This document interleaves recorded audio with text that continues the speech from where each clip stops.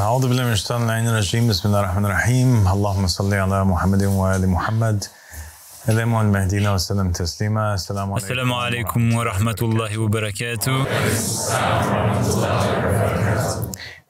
Ma chère sœur et fidèle compagnon Hadil Al-Khouli, ainsi qu'à tous les hommes et toutes les femmes croyants et croyantes et fidèles présents ce soir.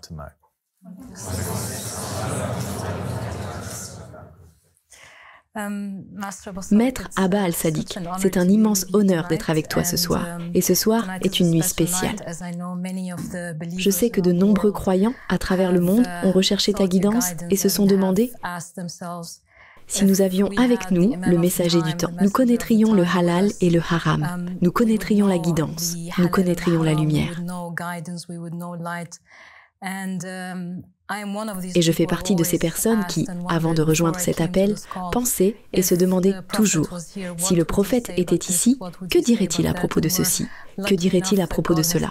Et nous avons la chance que Dieu nous ait guidés vers toi, le compagnon du testament, l'imam du temps. Ainsi, les croyants sont venus de partout dans le monde et ont envoyé leurs questions. Nous te sommes reconnaissants pour l'opportunité que tu nous offres aujourd'hui de recevoir ta guidance, de distinguer le bien du mal et d'obtenir des réponses à ces questions. Inch'Allah. Alors, merci infiniment pour cette opportunité. Dieu te bénisse, Hadil. Merci beaucoup pour m'apporter cette question. Salam alaikum wa rahmatullahi wa barakatuh à tous les hommes et femmes croyants qui nous regardent également depuis chez eux, que ce soit sur la chaîne de télévision satellite ou sur YouTube. Si tu le permets, j'aimerais commencer par la première question qui nous vient d'un frère du nom de Mohamed Madin. Sa question est la suivante. Bonjour, j'ai une question à propos d'Abbas ibn Ali. Est-il vrai qu'il est grandiose, comme l'a dit l'imam Al-Sadiq à son sujet? Et si tu sais des choses que j'ignore sur lui, peux-tu me les dire, s'il te plaît? Que Dieu vous bénisse tous et merci. Donc, Al-Abbas ibn Ali alayhi salam n'est pas seulement une personne extraordinaire selon les paroles d'Imam As-Sadiq alayhi salam, mais il est l'un des plus grands hommes à avoir marché sur cette terre, selon tous les Ahl al-Bayt alayhi salam. Et lorsqu'il est mort à Karbala en défendant l'imam Al-Hussein alayhi salam en tant que martyr et en tentant d'apporter de l'eau aux membres assoiffés de la famille du prophète Mohammed sallallahu alayhi wa alayhi, alors qu'ils étaient attaqués par le cruel tyran Yazid, la'natullah alayhi. Après son martyr, l'imam Al-Hussein alayhi salam a dit à ce moment-là que le dos d'Al-Hussein est brisé, pour signifier qu'Al-Abbas était le pilier de son frère Al-Hussein. Donc, Al-Hassan et Al-Hussein sont tous deux les fils de Ali ibn Abi Talib et de Fatima Zahra alayhimus salam. Quant à Al-Abbas ibn Ali, sa mère est al-Bani. Elle est une autre épouse du prince des croyants, Ali ibn Abi Talib, qu'il a épousé après le décès de Fatima Zahra alayhi salam.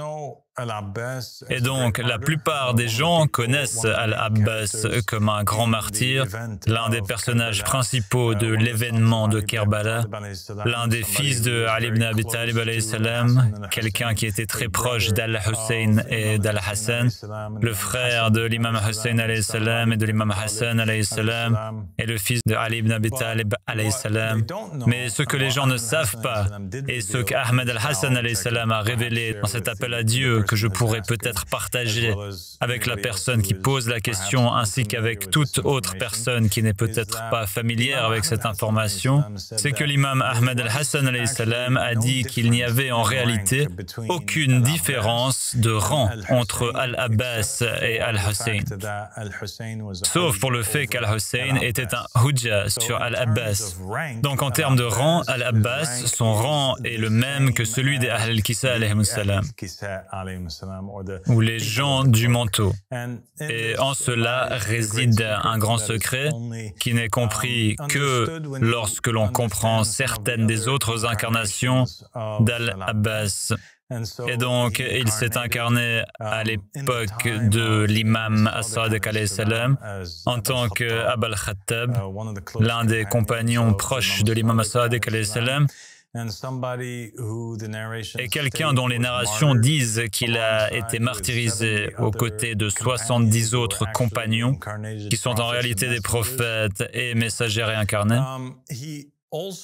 Il a aussi eu une incarnation en tant que messager et l'un des plus grands messagers de tous les temps. Et ce messager était Jésus, alayhi salam, le fils de Marie. Et nous savons, et j'en ai déjà parlé dans l'un des épisodes de l'École des mystères divins, que Jésus était en réalité Gabriel, incarné sous forme humaine. Et ainsi, Al-Abbas, alayhi salam, et Gabriel, qui est descendu sur le prophète Mohammed sallallahu alayhi wa alayhi, lors de l'événement du manteau.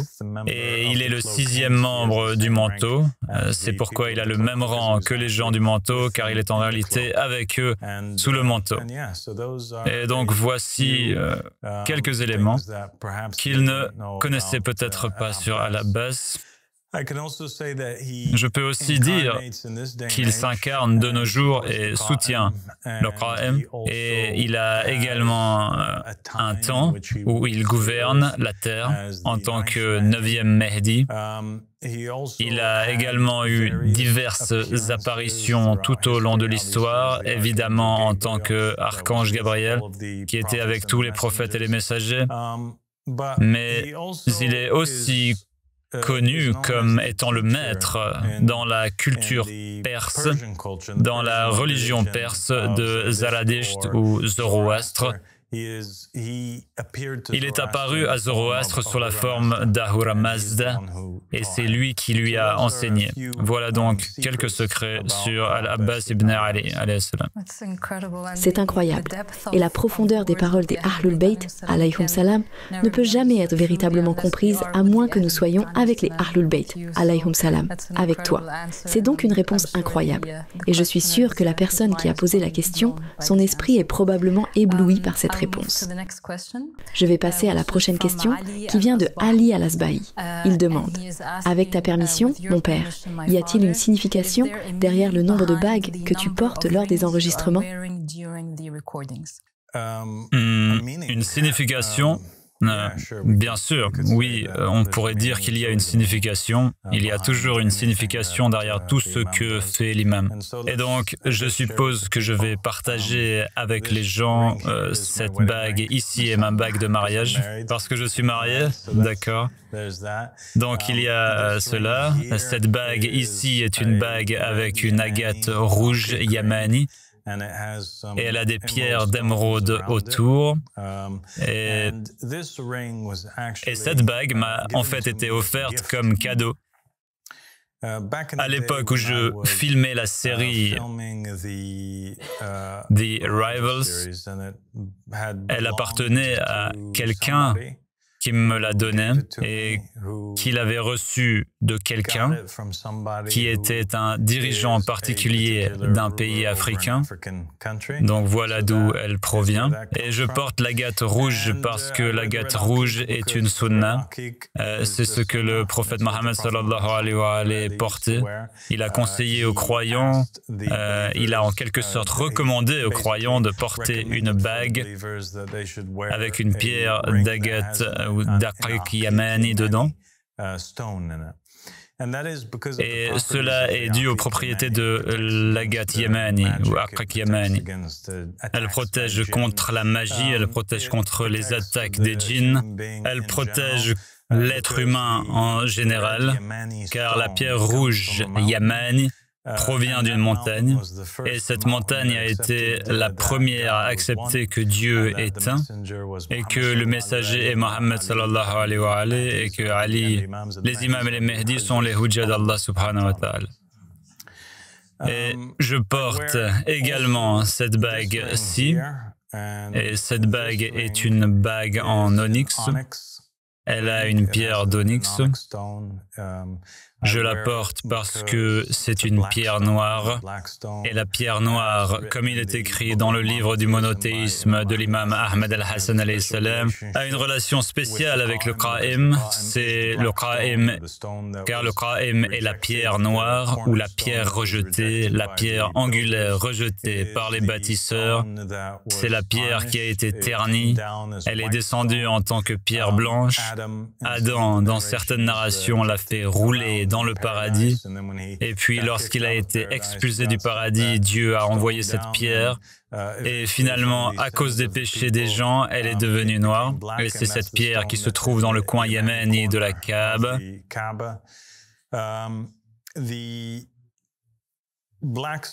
La pierre noire, la pierre d'onyx en particulier, est aussi la pierre associée à Joseph.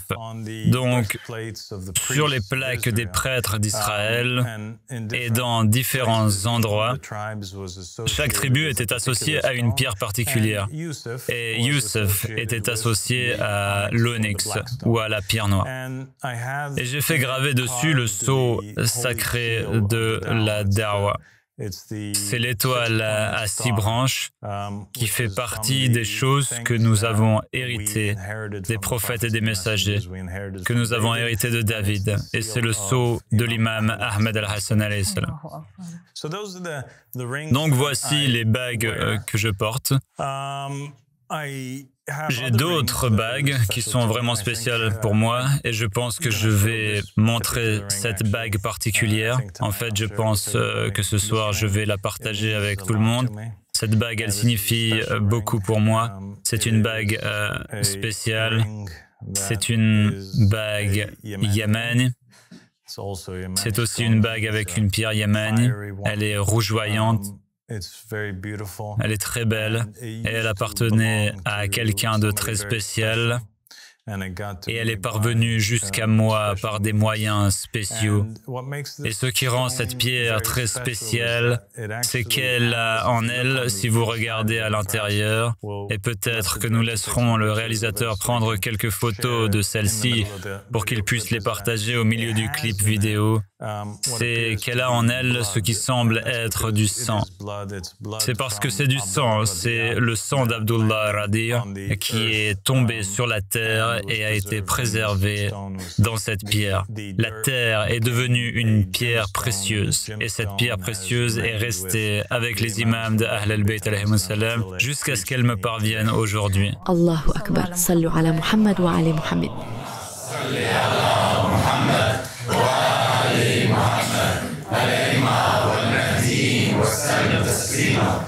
Allahumma salli ala Muhammad wa ali Muhammad. Alayma wal mahdi wa sallim taslima. Allahumma salli ala Muhammad wa ali Muhammad. Alayma wal mahdi wa sallim taslima. Merci beaucoup, cher Abba al-Sadiq. Je vais passer à la troisième question. Et cette question vient du Pakistan, d'un frère nommé Al-Mustafi Ali Rawlabildi. Et il dit « Que la paix soit sur vous, ainsi que la miséricorde et les bénédictions d'Allah, subhanahu wa ta'ala. » Puis il dit « Hazrat, c'est une question très importante. Existe-t-il des hadiths bénis qui sont authentiques, tant dans leur sanad al-matn, c'est-à-dire la chaîne des narrateurs et le contenu, concernant la permissibilité ou l'interdiction totale de la musique? Certaines personnes disent que la musique elle-même n'est pas complètement interdite, mais qu'il y a certains mots qui rendent la musique interdite, comme les concerts dans un environnement mixte d'hommes et de femmes. De même, une femme peut chanter tout en portant une tenue qui suscite le désir, ou peut écrire de la poésie qui est blasphématoire ou polythéiste, ou peut inciter à un comportement immoral.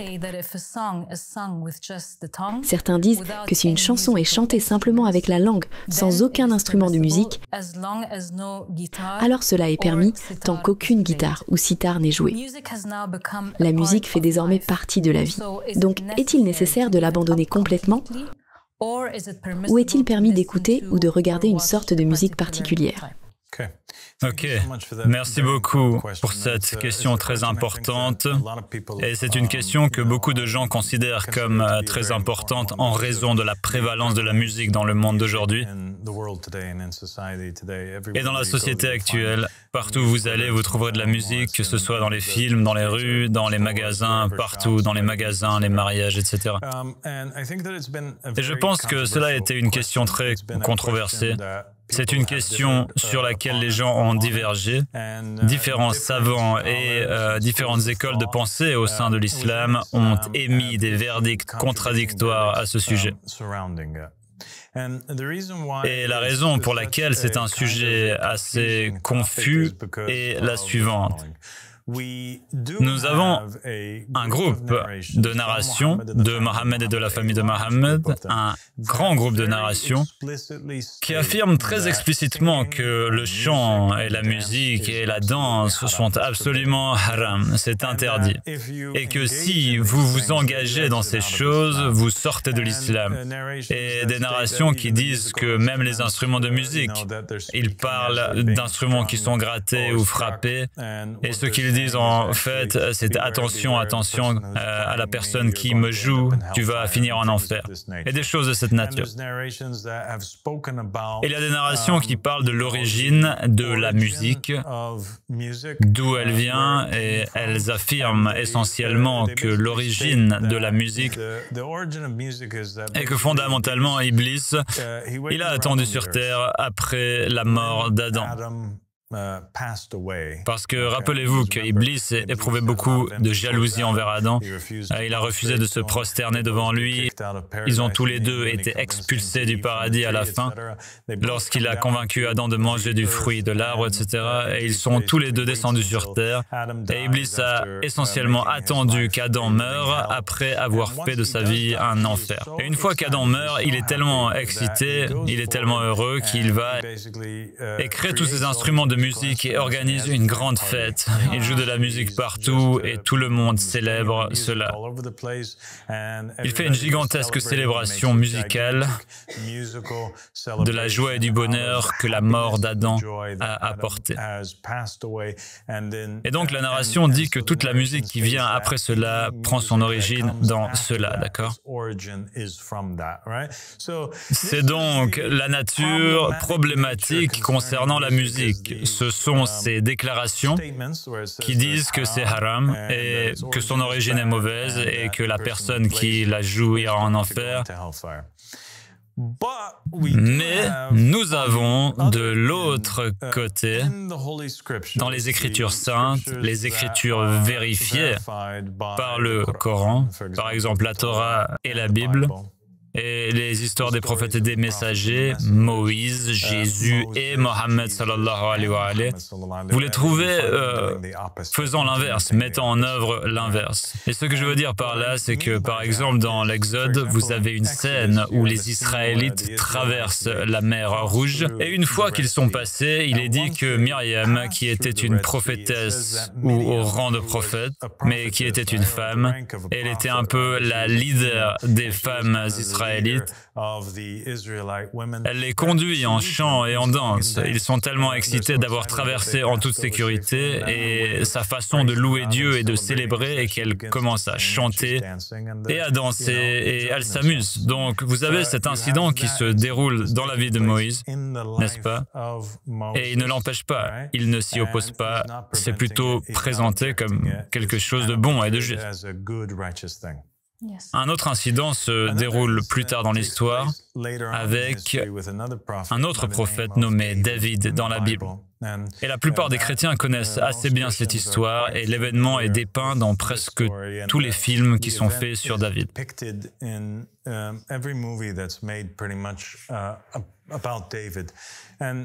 Et c'est qu'il finit en pratique par enlever tous ses vêtements à l'exception d'un habit de lin. Et il avance dans les rues pieds nus. Il danse de tout cœur et chante en louant Dieu. Et il est tellement heureux au point que cela embarrasse en fait l'une de ses épouses et son épouse lui dit hey, « C'est complètement inapproprié David, qu'est-ce que tu es en train de faire ?» Et pourtant il est prophète prophète et il est infaillible. Et ses actions étaient dans la Torah, donc dans le judaïsme et dans la loi juive. Sur cette base, les rabbins ont déclaré qu'il n'y a aucune interdiction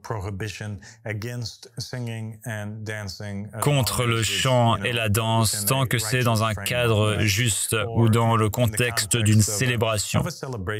Une célébration communautaire, comme un mariage, un festin ou une fête ou quelque chose comme ça, ou dans l'adoration. Et vous trouverez que cela existe là-bas.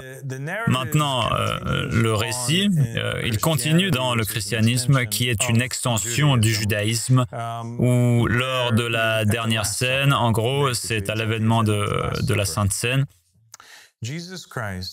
du dernier repas, Jésus-Christ, selon la Bible, dit à ses disciples « Je veux vraiment manger avec vous un dernier repas ».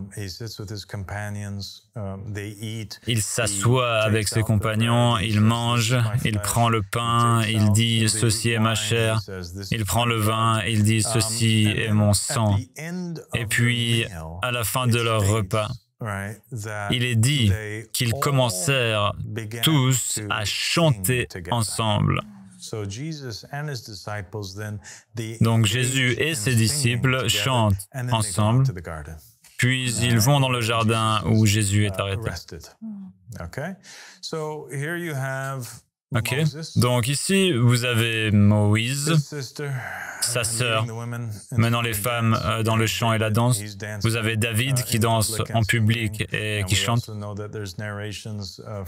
Et nous savons également qu'il y a des narrations des Ahl al-Bayt alayhimus salam qui disent que la deuxième voix la plus belle de tout le paradis est celle de David. Et il était connu pour être quelqu'un qui jouait aussi des instruments de musique, et parfois, lorsqu'il jouait des instruments de musique, cela apaisait Saül, qui était affecté par des esprits démoniaques. Et puis, vous avez le prophète Mohammed, sallallahu alayhi wa sallam. Vous avez des narrations du prophète Mohammed qui sont sahih. Tout d'abord, toute cette science de sahih, pas sahih, ce n'est même pas vrai. Mais néanmoins, il y a ces narrations que les musulmans considèrent comme authentiques. Plusieurs narrations où, par exemple, il y avait Abu Bakr qui objectait parce que c'était le matin de l'Aïd et qu'il y avait deux filles qui chantaient et il y avait de la musique. Et en gros, Abu Bakr a dit « Qu'est-ce que c'est que cela ?» Les flûtes du diable sont ici devant Rasulullah.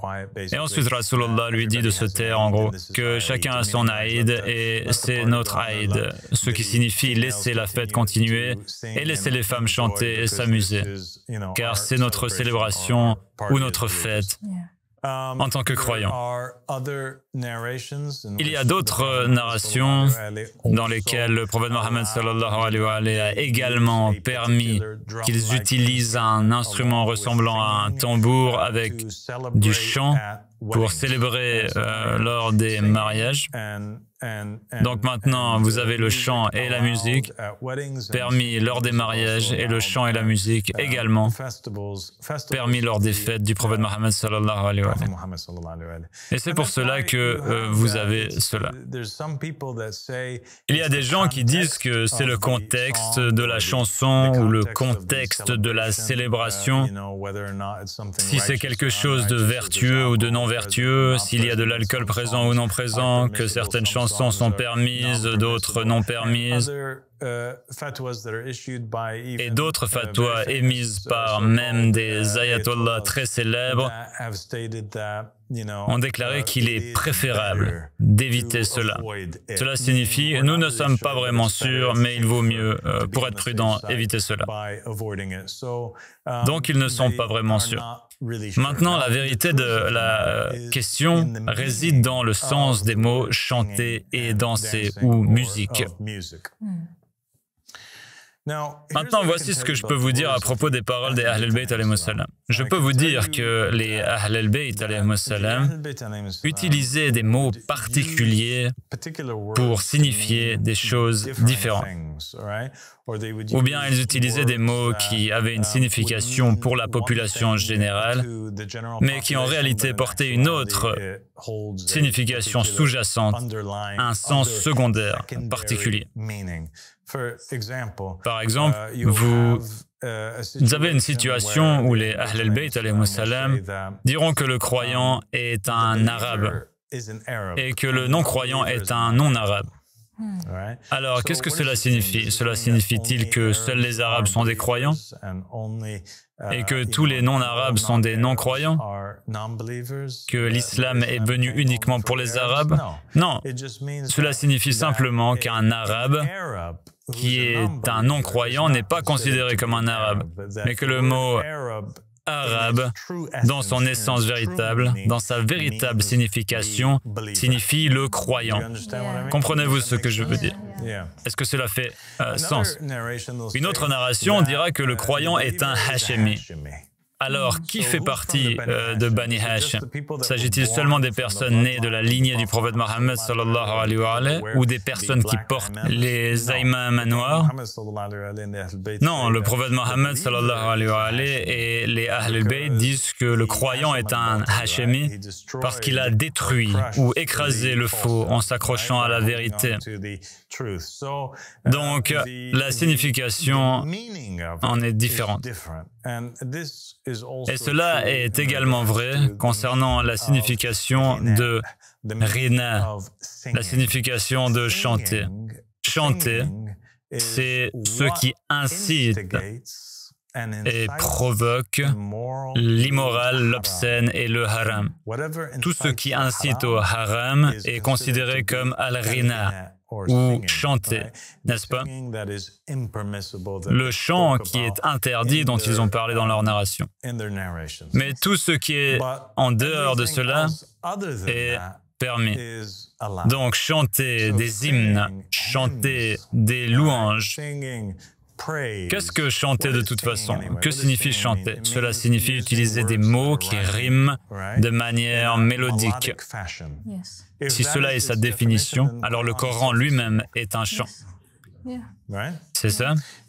Si chanter, c'est cela, alors aussi les poèmes que les Ahl al-Bayt encourageaient certains de leurs compagnons, comme Di'bel, le compagnon qui était un poète célèbre à l'époque de l'imam Rida et qui chantait toujours des louanges pour les Ahl al-Bayt et l'imam l'encourageait à le faire, alors cela serait également considéré comme ceci, vrai ou faux? Et que dire de toutes ces latmiyas et de ces choses que l'on trouve sur les chaînes chiites, où ils sont assis là, et c'est comme... Ils ont même maintenant des clips musicaux pour leur latmiya, n'est-ce pas, du chant? Je veux dire, cela correspond à la définition du chant, oui ou non? Donc évidemment, il y a deux types de chants différents ici. Il y a le chant des gens, du shaitan, les gens d'Iblis, les gens du haram, des gens de la mécréance, et puis il y a le chant des gens de Dieu. Et nous avons même de nombreuses narrations et de nombreux versets dans la Bible qui parlent de la manière dont les anges là-haut eux-mêmes chantent les louanges du Seigneur, n'est-ce pas? Donc, ceci est halal et cela est haram. La musique et le chant, la danse, qui sont vulgaires, immoraux et incitent à la convoitise, incitent ou encouragent quelqu'un à devenir excité comme s'il voulait voler un magasin ou commettre un acte de meurtre ou forniquer ou qui utilise un langage grossier, tout cela est haram. D'accord? Et toute autre musique est halal, et peut-être que cela ne signifierait pas grand-chose pour ceux qui sont en dehors de la da'wah, mais il y a 124 000 prophètes et messagers qui étaient inconnus. Cela signifie qu'ils étaient inconnus pour le public, qu'ils étaient prophètes et messagers. Et parmi eux se trouvaient Aristote et Socrate et Platon et Pythagore et d'autres philosophes qui ont vécu en Grèce et à Rome. Et ils ont beaucoup parlé de la façon dont la musique réconforte l'âme ou fournit de l'énergie à l'âme, ou qu'elle est une forme de culte en soi. Oui, Est-ce que cela a du sens? Absolument, oui. Et je pense que surtout cette question, beaucoup de gens se la posent et je pense qu'elle est maintenant très claire et facile à comprendre pour que la personne puisse distinguer et avoir une compréhension claire de la totalité des hadiths et de leur sens profond. Je vais passer à la question suivante, qui vient de Hussein Ali. Il dit que la paix soit sur vous, ainsi que la miséricorde et les bénédictions de Dieu. J'ai une question.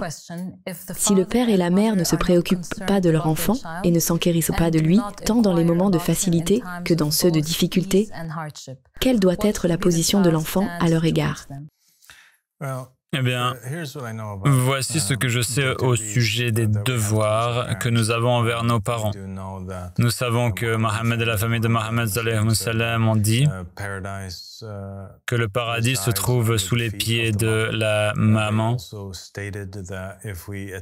Ils ont aussi dit que si nous essayons de rendre à nos mères tout ce que le monde et tout ce qui s'y trouve offre en échange d'une seule nuit passée dans son ventre, cela ne suffirait pas. Nous savons également que les Ahl al-Bayt, le prophète Mohammed, lorsqu'on lui a demandé qui sont les personnes que nous devons aimer le plus sur la terre, il a répondu, vous devez aimer le plus votre mère, puis votre mère, et puis votre mère, puis votre père. Nous savons qu'un jour, un jeune homme a été amené par son père devant le messager d'Allah, sallallahu alayhi wa alayhi. L'homme âgé est venu s'appuyant sur un bâton à cause de son grand âge. Et il se plaignait auprès du prophète en disant, « Prophète, j'étais fort. » Et il était faible. J'étais riche et il était pauvre. Et maintenant, c'est moi qui suis faible et c'est lui qui est fort. C'est moi qui suis pauvre et c'est lui qui est riche. Au début, lorsque j'étais celui qui était riche, je ne lui ai jamais retenu mon argent, je ne lui ai jamais retenu ma force. Et maintenant qu'il est celui qui est riche et qui est celui qui est fort, il ne s'inquiète pas pour moi et il ne m'aide en rien. À ce moment-là, le prophète Mohammed sallallahu alayhi wa alayhi pleura. Et il pleura et il pleura, jusqu'à ce qu'il n'y ait personne autour de lui qui ne puisse entendre ses sanglots. Et il s'adressa au jeune homme et lui dit, « Toi et ton argent appartenaient à ton père. Toi et ton argent appartenaient à ton père. Toi et ton argent appartenaient à ton père. » Je pense que nos parents s'inquiètent pour nous ou non, que nous les percevions comme de bons ou de mauvais parents, peu importe. C'est à nous d'être justes envers nos parents, notre mère, qu'ils pleurent pour nous ou qu'ils ne pleurent pas pour nous, notre mère, notre père, et de nous en occuper. Il n'y a en réalité qu'une condition qui nous excuse de ce devoir, et c'est s'ils essaient de se mettre en travers de notre obligation envers Dieu et son messager. À part cela, il est toujours de notre devoir d'être bon envers nos parents. Et il y a une autre narration qui dit que tout ce que tu vois en toi et que tu apprécies vient de ton père. Ok? Merci beaucoup, Abba Al-Sadiq. Merci, Hadil. Je vais passer à la question suivante qui vient de Mohamed Al-Saleh. C'est en fait au sujet d'un rêve ou d'une vision qu'il a vue. Il commence par dire « Paix sur vous ». La royauté appartient à Allah, la souveraineté appartient à Allah et l'allégeance appartient à Allah. Paix sur mon maître et mon seigneur Abba Al-Sadiq. Je veux parler de ce que j'ai vu. J'ai vu en rêve que je me dirigeais vers le Yémen. Et nous étions 17 hommes. Un homme à la peau sombre nous a dirigés dans la prière. Il parlait arabe classique et était fluide dans son discours. Dans une autre partie du rêve, je me suis retrouvée au Yémen, avec les pyramides d'Égypte derrière nous. J'ai reconnu 5 des 17 hommes. Et j'ai déclaré 2 allégeances à mon maître, Abba al-Sadiq, paix sur lui. Et par ce serment, je sacrifie ma vie et ma mort. Le sens du rêve, puisqu'il m'a prêté allégeance 2 fois, et qu'il croira, puis il arrêtera de croire, et ensuite il reviendra à la foi. Ainsi, il prêtera allégeance 2 fois. Merci beaucoup, Abba al-Sadiq. Merci, Hadil. Nous avons une question d'une sœur, Nour Ali. Elle dit « Que la paix soit sur toi, ainsi que la miséricorde de Dieu et ses bénédictions. Mes salutations à toi, mon cher père. Abba al-Sadiq, mon cher père, s'il te plaît, réponds-moi et apaise mon esprit. Je veux divorcer de mon mari pour le bien de la migration vers toi. » Il est têtu et n'accepte pas l'appel béni et il ne comprend pas. Parfois, quand je parle, il me maudit et maudit l'appel béni. J'ai décidé de divorcer. Dois-je divorcer de lui? Je ne connais pas les conséquences de cette décision. Va-t-il rester têtu et mécréant? Chaque fois que j'ai l'intention de le divorcer, quelque chose m'en empêche. S'il te plaît, guide-moi, mon maître. Mon guide dans les moments de confusion. Dans le passé, lorsque j'avais un problème, je me tournais vers l'istikhara. Mais après t'avoir connu, mon maître, tu es mon guide. S'il te plaît, mon maître, réponds-moi. Ne me laisse pas dans la confusion par le droit de ton père, Ahmed al-Hassan. Pardonne-moi, mon maître, pour mes manquements. Donc souvent, lorsqu'une personne croit à l'appel, au début, elle rencontre de la résistance de la part de ses membres de famille. Ces membres de famille agiront, penseront ou parleront souvent par colère ou inquiétude à propos de leur conjoint. Je pense que une certaine forme de résistance au début est normale, et je crois que la patience porte souvent de grands fruits. Et nous avons eu de nombreux exemples de personnes qui ont embrassé la darwa et qui ont été patients vis-à-vis de leurs conjoints, et plus tard, leurs conjoints les ont suivis dans l'appel. Cependant, si une personne est mariée à quelqu'un qui persiste dans l'incrédulité, comme c'est le cas de cette femme qui pose la question,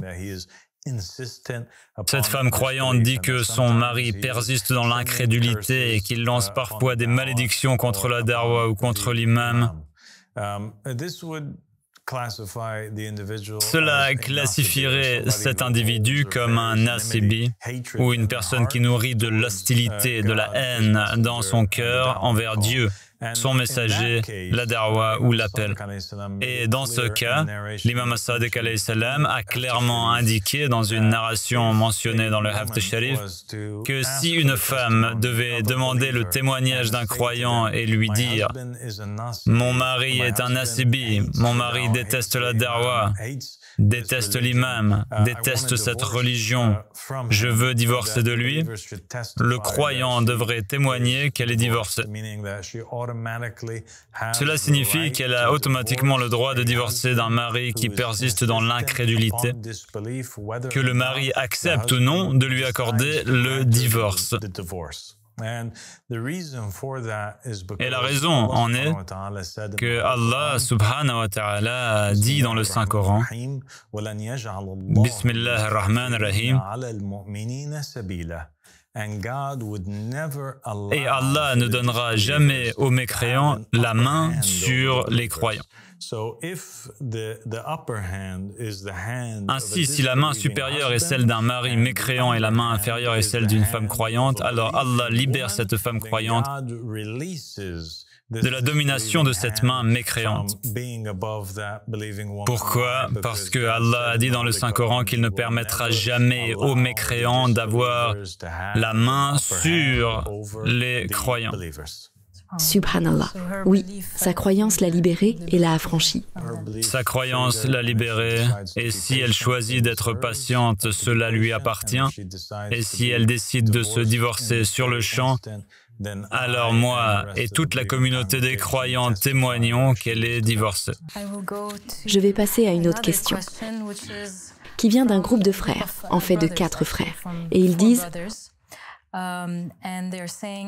Au nom de Dieu, le tout miséricordieux, le très miséricordieux, que la paix de Dieu soit sur toi, ô preuves, ô cavernes.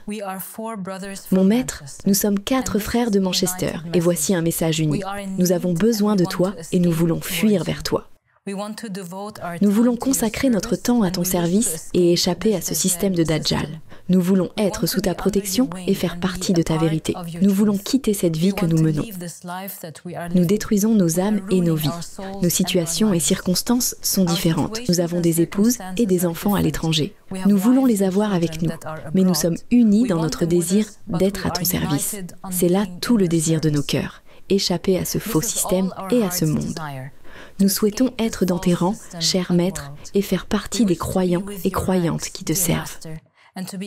Nous sommes des brebis perdues en quête du bon berger. Nous sommes des jeunes en quête d'une caverne. Nous sommes des enfants en quête d'un père. Nous sommes comme des morts cherchant la vie. Nous sommes des pécheurs en quête de pardon. Guide-nous vers le chemin. Ô étoile brillante, pardonne-nous. Donc, assalamu alaikum wa rahmatullahi wa barakatuh à ces 4 frères qui nous ont contactés. Et ce que j'aimerais leur dire, ainsi qu'à toute autre personne ayant le même désir de nous rejoindre, c'est que ce n'est pas une décision à prendre à la légère, car ce chemin est le chemin des prophètes et des messagers. C'est le chemin des imams, c'est le chemin des chiites qui ont choisi de soutenir ces prophètes, ces messagers et ces imams. C'est un serment et un engagement que vous prenez pour consacrer toute votre vie à cela, sans jamais vous détourner de ce chemin. C'est le genre de décision que prendrait quelqu'un qui veut devenir moine ou quelqu'un qui veut faire vœu de célibat. Par exemple, dans le christianisme, pour servir le Christ pour le reste de sa vie, c'est l'équivalent de ce qui se passe ici et du genre de serment que les hommes et les femmes qui nous ont rejoints ont pris. Et il n'est pas juste, comme l'a dit l'imam Ahmad al-Hassan alayhi salam, que quelqu'un rejoigne les hommes et les femmes croyants qui sont avec moi, sauf ceux qui sont prêts à faire la même chose que les autres ont fait. C'est-à-dire rejeter ce monde et consacrer leur vie à soutenir l'imam de leur époque. Et cela exige que les individus soient sûrs, avant même de venir ici, si cet appel est la vérité ou non. Ils doivent passer par un point d'exploration, un point de doute, et ils doivent atteindre un point de certitude et savoir que c'est la vérité. Car s'ils viennent et repartent, cela sera pire pour eux que de ne pas être venus du tout. La personne qui vient ici me rejoint et repart est comme une personne qui aurait appelé l'imam al-Hussein alayhi salam et sa famille à venir en Irak afin de se tenir à leur côté pour affronter le tyran Yazid. Puis à la dernière minute, juste avant que la bataille ne commence, décident de prendre la nuit comme couverture et de partir. Je me souviens qu'un jour, quelqu'un a demandé à Ahmad al-Hassan alayhi salam au sujet de ces individus que l'imam al-Hussein alayhi salam avait autorisé à prendre la couverture de la nuit et à partir. Et Ahmad al-Hassan alayhi salam a dit que tous étaient en enfer. Aucun d'entre eux n'est au paradis, aucun d'entre eux. Tous portent et partagent la responsabilité de la mort de l'imam al-Hussein alayhi salam. Et je suis très clair et très honnête et ouvert avec tous ceux qui me posent une question similaire. Si vous voulez me rejoindre, si vous voulez être parmi moi, parmi ma femme et mes enfants, mes compagnons, mes frères, mes sœurs, les gens que j'aime, leurs enfants, si vous voulez que vos enfants soient avec nos enfants, soyez prêts à ce que votre réputation soit détruite. Soyez prêts à l'inimitié des gens, soyez prêts aux épreuves et aux tribulations, soyez prêts à la pauvreté. Entrez par la porte humblement, sans attente. Venez vers moi comme un contenant vide, comme un récipient vide, prêt à être rempli. Retirez de votre esprit toutes les attentes et dictées que vous avez apprises dans votre passé sur ce que devrait être la da'wa, ce à quoi la vérité devrait ressembler et ce qu'est le mensonge, car beaucoup de ces concepts seront renversés lorsque vous viendrez. Et une personne qui ne vient pas vide, une personne qui vient déjà pleine, ne pourra supporter que si peu avant que le verre ne se brise et ne se fissure. Et je ne suis pas une personne qui donne de l'eau à boire. La connaissance donnée avec le Qa'im est une huile épaisse. C'est le Coran qui n'est touché que par les purs. C'est une da'wa et une connaissance qui ne peuvent être supportées que par un prophète, un messager, ou un ange proche, ou un croyant dont Dieu a testé le cœur dans la foi. Donc s'ils se voient ainsi et sont prêts à donner leur vie pour cette cause, à porter leur croix sur leur dos et à marcher avec moi vers Karbala, s'ils sont prêts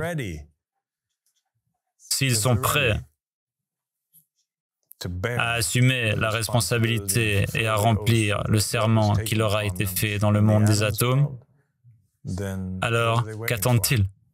Ils devraient déjà être ici. Et ils n'ont pas besoin de permission pour venir. Ces gens-là, ils viennent simplement. Alhamdulillah, Rabbil Alamin. S'il nous donnait tous les univers, toute l'existence dans une main et la vie avec toi dans l'autre, nous n'y penserions même pas, parce que c'est le seul chemin. J'aimerais aussi ajouter quelque chose à cela. Il y a ces narrations, vous savez, des Ahl al-Bayt alayhimus salam, qui parlent du Qa'im et de ses compagnons. Elle mentionne beaucoup de situations où le Qa'im interagit avec ses compagnons. Il y aura des moments où certains de ses compagnons apostasient et fuient, puis reviennent vers lui, où de nouvelles personnes lui prêtent allégeance. Et une chose que les narrations clarifient est que le rang des compagnons du Qa'im dépend de la rapidité avec laquelle ils se sont dirigés vers lui. Ainsi, ceux qui sont venus les premiers sont les meilleurs. Ceux qui sont venus après, ils sont les deuxièmes meilleurs. Et ainsi de suite. Voici la prochaine question d'une sœur nommée Maya. Et elle demande « Que la paix soit sur vous, Père. Existe-t-il quelque chose comme les 4 cavaliers ?» Oui, il existe quelque chose appelé les 4 cavaliers. Elles sont connues sous le nom des 4 cavaliers de l'Apocalypse. Ils sont mentionnés dans le livre de l'Apocalypse. Et les 4 cavaliers et les 4 chevaux sont de couleurs différentes. Il y en a un qui est blanc. Et le cheval blanc symbolise la conquête. Et il est monté par un conquérant qui porte une couronne et il va à travers la terre ayant l'autorité d'ouvrir et de conquérir. Et dans les traditions islamiques, ce cavalier est le Mahdi. Dans certaines traditions chrétiennes, ils considèrent que c'est Jésus. Et ensuite, il y a un deuxième cavalier et il est considéré comme un châtiment. Le premier cavalier. Il est vu comme un châtiment pour les mécréants et une bénédiction et un soulagement pour les croyants. Le deuxième cavalier est rouge et il symbolise la guerre, en gros. Et lorsque ce cavalier est autorisé à se lancer, cela signifie que Dieu donne la permission pour que la guerre se déroule sur toute la terre ou sur toute la planète. Le troisième cheval est un cheval noir et ce cheval symbolise la famine, l'absence de nourriture, les prix élevés, l'effondrement économique. Et lorsque ce cavalier est autorisé à se lancer, cela signifie que Dieu a donné la permission pour que ce type de châtiment, la pénurie de nourriture et d'eau, touche le monde entier. Et le dernier cheval est un cheval pâle, monté par un cavalier dont le nom est la mort. C'est lorsque la mort se répand dans le monde qu'on lui donne, dans certaines narrations, la permission d'éliminer un quart des habitants de la Terre par divers moyens, et dans d'autres traditions, un tiers, et même dans certaines traditions, 2 tiers de la population de la Terre. Et donc ce sont les 4 chevaux, ils symbolisent différents châtiments qui viennent sur le monde. Et comme je l'ai mentionné, leurs couleurs sont blanches, rouges, noires et pâles. Et dans certaines traditions, ce pâle est en réalité plus une teinte verdâtre. Et il symbolise le conquérant, la guerre, la famine, et enfin, il symbolise la mort. Merci beaucoup, Abba Al-Sadiq. Dieu te bénisse. Je vais passer à la dernière question des Ansar à l'étranger. Et la personne qui pose la question dit « Bonsoir, j'ai une question sur le véritable problème entre les sunnites et les chiites, qui est l'histoire de l'épouse du prophète, Aïcha, et de ses compagnons Abu Bakr et Omar. Ils les insultent. Quelle est votre opinion ? Mon avis est que nous devrions toujours engager un discours respectueux. Je ne pense pas que nous, ni personne d'autre qui se proclame être croyant devrait maudire ou utiliser de mauvais mots à propos de qui que ce soit, de toute figure sacrée que n'importe quel autre secte respecte ou considère comme un leader ou une figure sacrée pour eux. Donc nous sommes totalement contre la malédiction ou l'utilisation de mauvais mots à propos de qui que ce soit. Mais cela ne signifie pas que nous les acceptons comme de bonnes personnes, que nous pensons ou considérons qu'ils sont des personnes qui vont au paradis.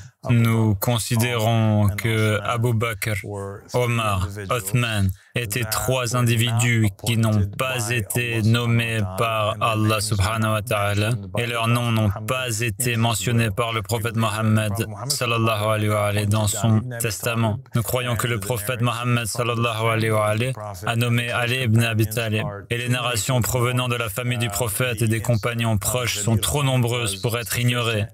L'incident de Ghadir Qum suffisait en soi comme preuve que l'héritier légitime après le prophète Mohammed sallallahu alayhi wa alayhi était Ali ibn Abi Talib, suivi de 11 imams. Et puis après cela, il y aurait 12 Mahdi. Donc toute autre personne qui s'est assise sur le trône du khalifa ou de la direction des musulmans après cela est quelqu'un qui est un usurpateur, qui occupe une position qu'il ne mérite pas d'occuper. En ce qui concerne les épouses du prophète Mohammed sallallahu alayhi wa alayhi, nous croyons ce que Allah subhanahu wa ta'ala a dit. Et qu'a dit Allah subhanahu wa ta'ala?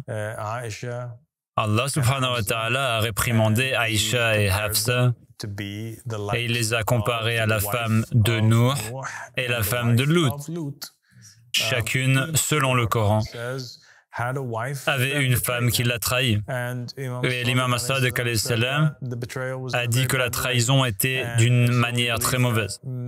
Et donc, nous croyons que ce verset, avec cette comparaison, indique qu'Aïcha et Hafsa ont dû faire quelque chose de vraiment mal pour nuire au prophète Mohammed sallallahu alayhi wa sallam. صلي على محمد وآل محمد والأئمة والمهديين وسلم تسليما اللهم صل على محمد وآل محمد والأئمة والمهديين وسلم تسليما اللهم صل على محمد وآل محمد والأئمة والمهديين وسلم تسليما. Le prophète, le Coran le dit, s'il meurt ou il est tué. Les Ahl al-Bayt alayhi salam disent qu'il a été tué.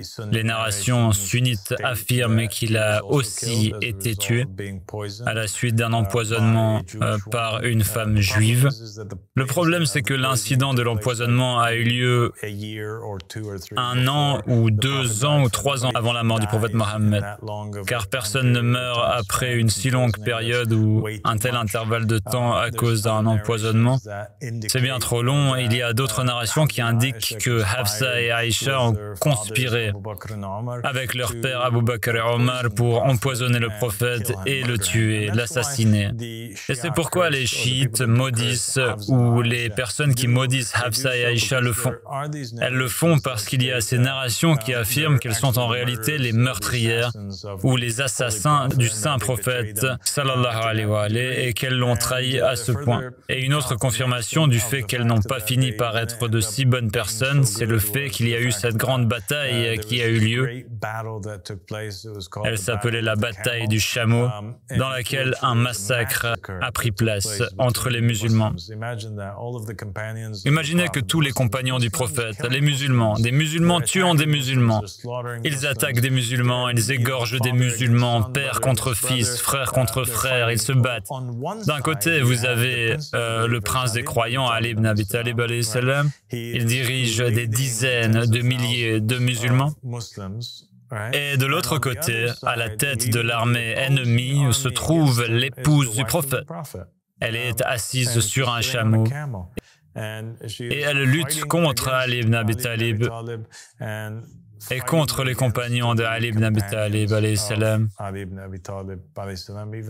Bien que le prophète ait clairement affirmé que la vérité est avec Ali et qu'Ali est avec la vérité. Et il a clarifié que lui et Ali étaient tous deux issus de la même lumière et que ses actions et ses paroles sont les paroles de Ali ibn Abi Talib. Et les paroles et les actions de Ali ibn Abi Talib sont les paroles et les actions du prophète Mohammed sallallahu alayhi wa alayhi. Même si Ali ibn Abi Talib est le père de la jeunesse du paradis, si les maîtres des jeunes du paradis, Al-Hassan et Al-Hussein, ils sont quand même sortis et se sont battus contre lui. Et donc, cela ne laisse vraiment pas beaucoup d'excuses,